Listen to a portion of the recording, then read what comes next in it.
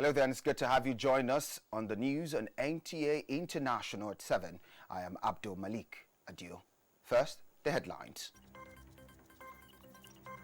President Buhari orders Nigerian armed forces to fish out and eliminate armed bandits, undermining efforts at ensuring security of the country.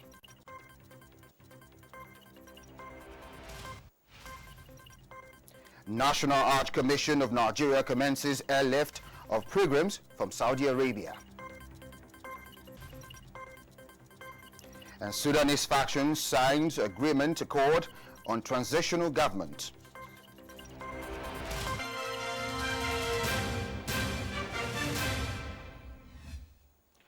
President Muhammadu Buhari has given a marching order to the Nigerian armed forces to do whatever is necessary towards fishing out and total eliminating armed bandit and other criminal elements, undermining efforts at ensuring peace and security of the country.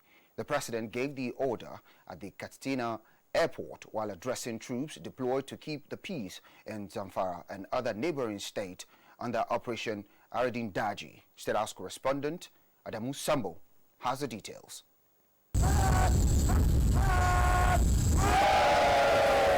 Operation Hadarin Daji came into being on the 10th of May this year to replace what used to be known as Operation Sharan Daji.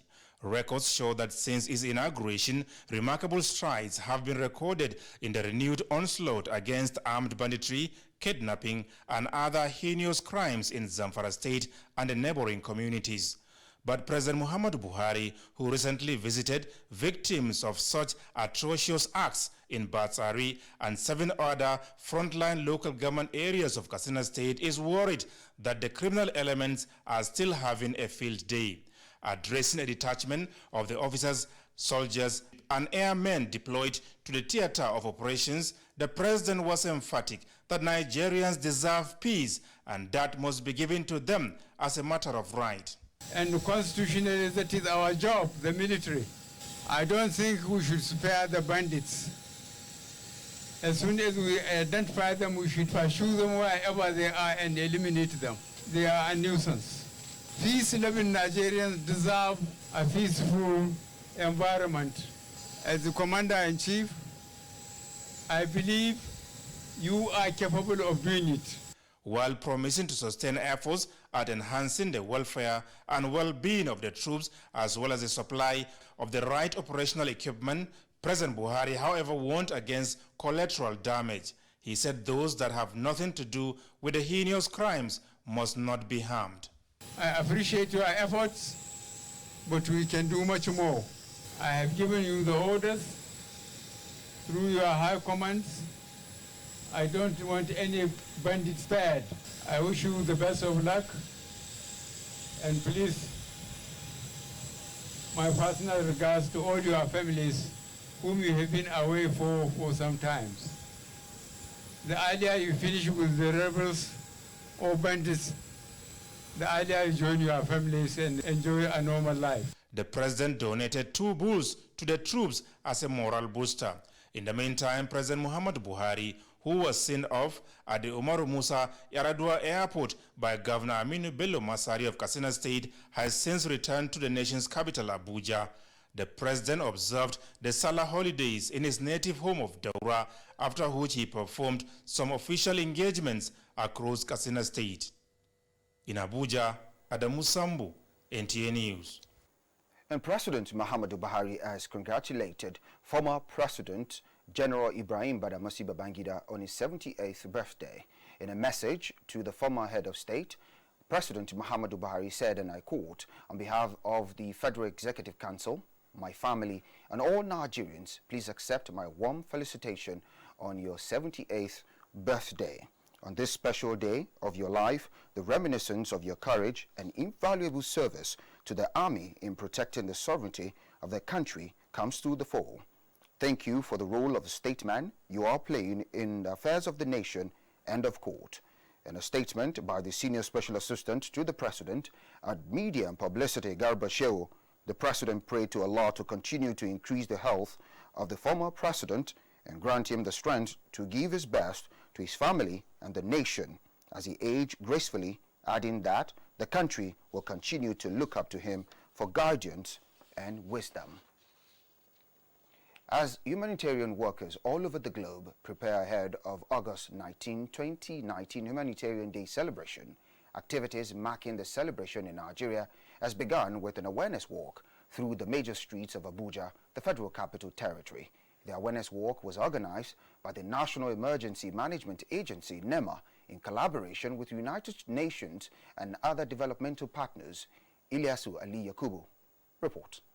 Humanitarian crisis directly affects more than 140 million people in 37 countries of the world, and more than 65 million of these people have been displaced from their homes as a result of violent conflicts, civil wars, and natural disasters.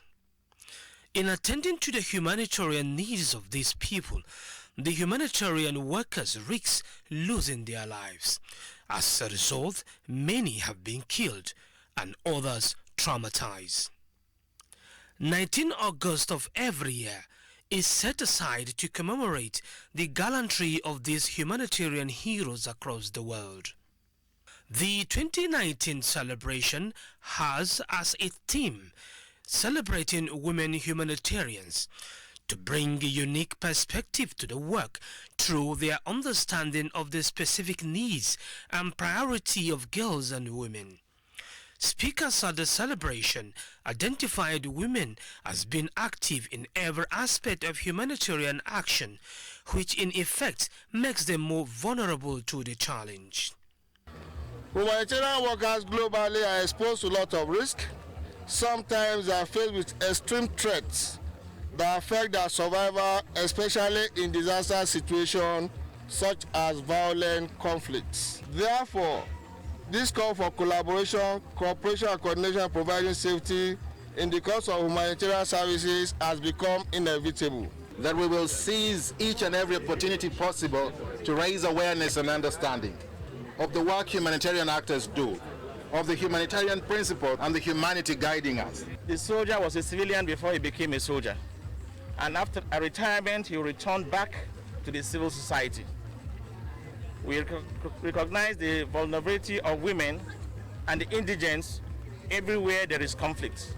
The women humanitarian workers are considered veritable tools in extending global humanitarian access in parts of the world to reach vulnerable women and girls.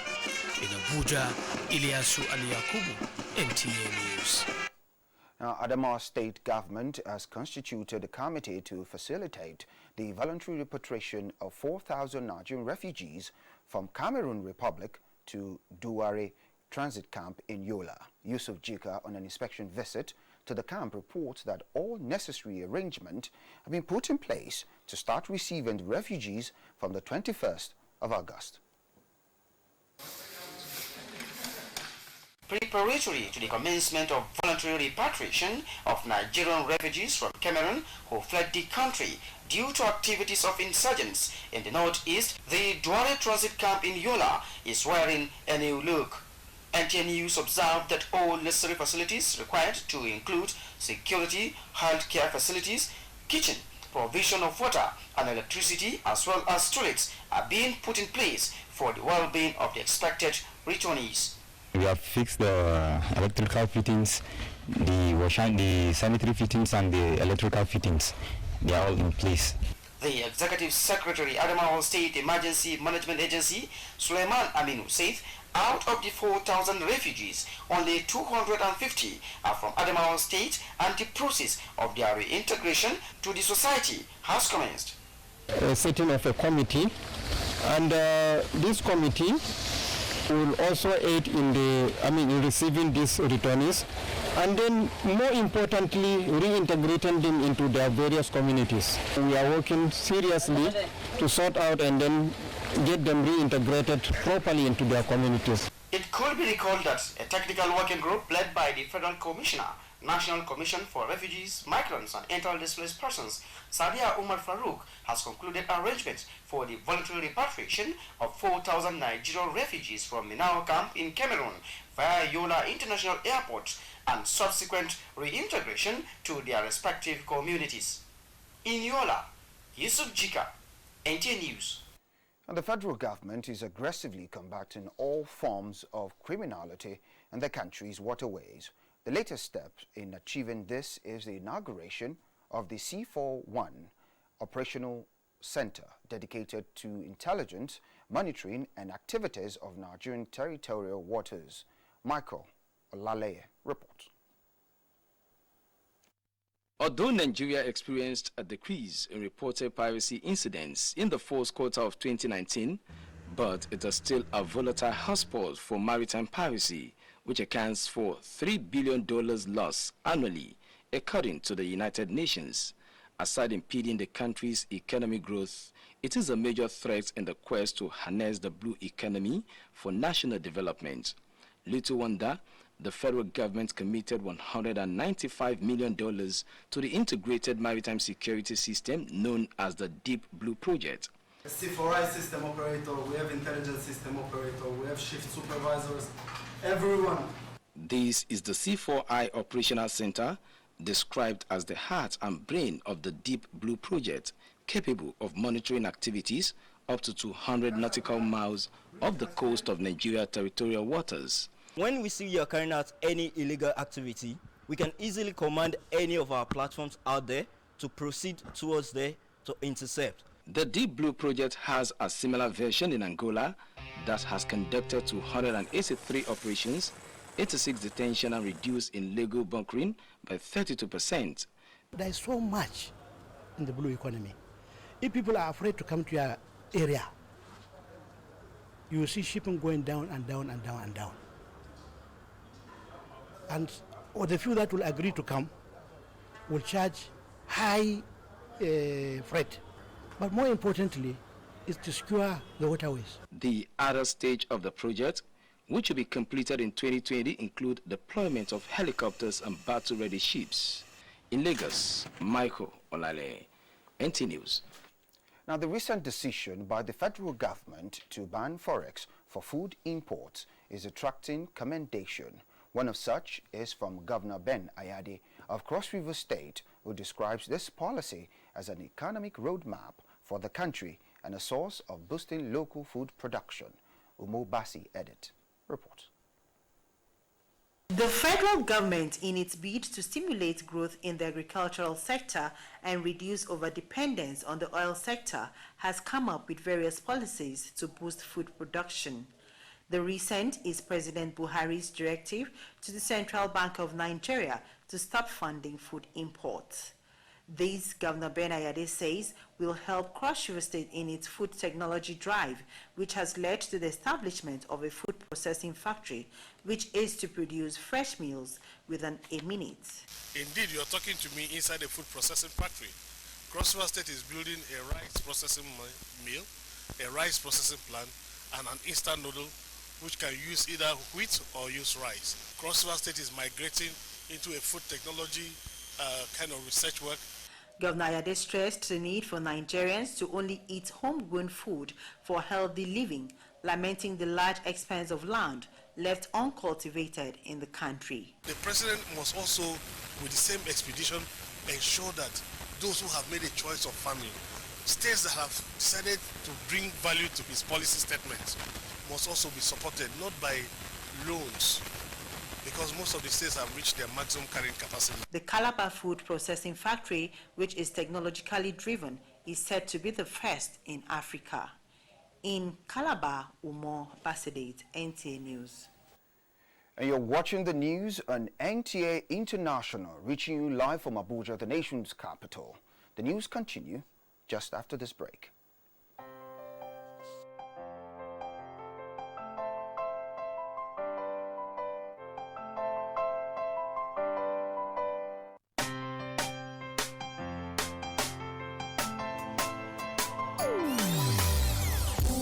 Hear the call of change.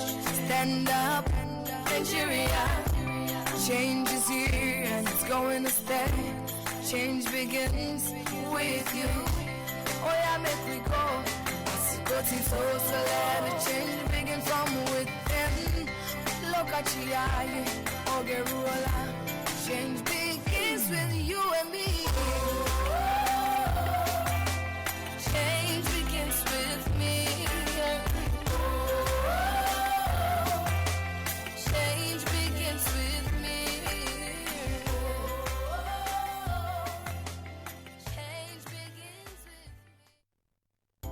This message is brought to you by the Federal Ministry of Information and Culture. Many thanks for staying tuned. Now for a review of headlines the outgoing week, let's join Ilyasu Ali Yakubu for details. Glad to have you join me on this segment of the news, where we bring you reports that made headlines during the week. We begin with the activities marking this year's Eid al-Kabir celebration, which continued across different groups, seizing the opportunity of the public holidays to pay salah homage to political and religious leaders. Receiving members of Progressive Governors Forum on salah homage, President Muhammadu Buhari directed the Central Bank of Nigeria to desist from issuing any foreign exchange to individuals or groups identified to be sabotaging the nation's food security program through the importation of rice and other food items into the country, and also ordered more drastic measures against smuggling activities. Away from Salah celebration, the federal government said the nation's march to greatness is just a matter of time, as it is keeping with the implementation of the next level agenda. President Muhammadu Buhari said that this while inaugurating one of the road projects executed under the restoration agenda of the Masari administration in Katsina State, and during a visit to Basari in Katsina State to commiserate with those adversely affected by what he called senseless killings and maiming and destructions of property by armed bandits in the area. President Muhammadu Buhari urged Nigerians, especially victims of the various acts of criminality in the country, to exercise patience and have more faith in his administration's genuine effort at bringing to an end the worrisome situation. At the official flag-off of the Ogun State Job Portal in Abuja, Vice President Yemi Oshibajo said the federal government is committed to job creation and the empowerment of youth for employment of 1 million youth through the Empower program. Still in the outgoing week, the Economic and Financial Crimes Commission EFCC arraigned Abdullahi Babalele and Uyekben Giwa Osagi, both associated of former Vice President Atiku Abubakar, before Justice Nicholas Owebo of the Federal High Court, Lagos. They were charged for money laundering to the tune of $140,000 and $2 million. Still in the week under review, the leader of the proscribed Islamic movement in Nigeria, Ibrahim El-Zazzaki, and his wife Zinat left the Nnamdi Azikiwe International Airport, Abuja, for medical treatment in India. Indian authorities have indicated willingness to return Ibrahim El-Zazzaki to Nigeria following his antics, unruling and uncompromising attitude since he arrived the country for medical. The leader of the proscribed Islamic movement in Nigeria, Sheikh El-Zazzaki, and his wife Zinat have, however, returned to Nigeria. That's it on this week's edition of the program. My name is Ilyasu Ali Yakubu. The news continues. Now, the National Hajj Commission of Nigeria has commenced airlift of pilgrims from Saudi Arabia.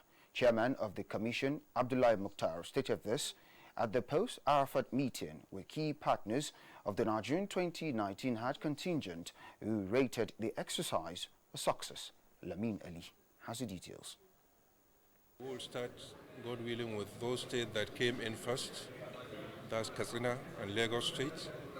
And Max Air has mobilized to commence the operation with Katsina.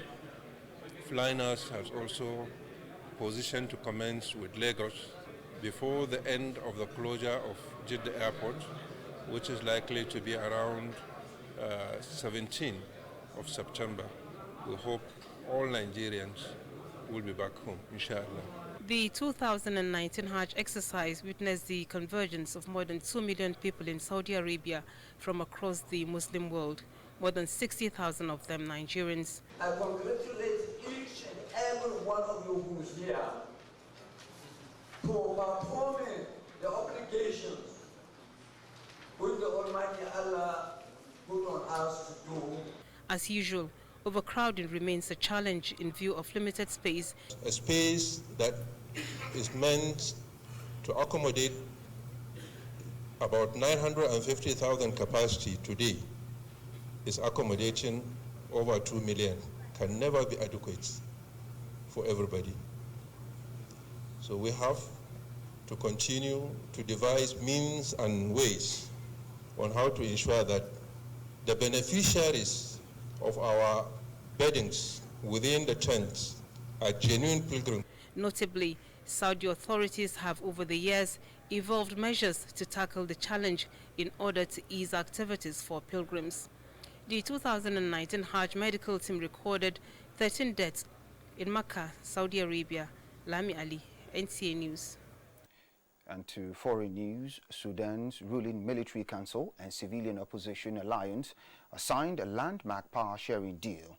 The agreement ushers in a new governing council, including both the civilians and generals, to pave the way forward towards elections and civilian rule. The deal was signed by the Emiti and Lieutenant General Abdul Fattah Abdul Rahman Bahan for the military council and Ahmed Rabe for the Alliance for Freedom and Change umbrella group of pro-democracy protesters. Under the deal, a sovereign council consisting of 6 civilians and 5 generals will run the country until elections. The two sides agreed to rotate the chairmanship of the council for just over 3 years. The Prime Minister of Ethiopia and Egypt and the South Sudanese president were among regional leaders who attended Saturday's signing ceremony. Sudan has seen pro-democracy protest and repression since longtime ruler Omar al-Bashir was ousted in April. In another news, Libya has reopened its airport in the main southern city of Saban, which has been closed since January 2014 due to security problems. According to sources speaking to local media outlets in Libya, a commercial flight has landed from the main eastern city in Sabah Airport.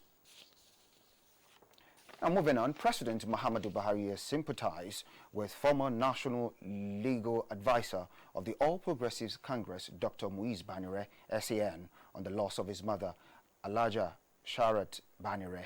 In a message by the Special Advisor to the President on Media and Publicity, Femi Adesina, the President said no matter how old mothers are, their departure is always keenly felt, and urged Dr. Banire, who is also Chairman, Asset Management Corporation, AMCON, to take heart and be comforted in the fact that the departed lived to a ripe old age and left behind worthy sons and daughters who are accomplished in different areas of endeavors. And now to sports. Nigerians D Tigers set for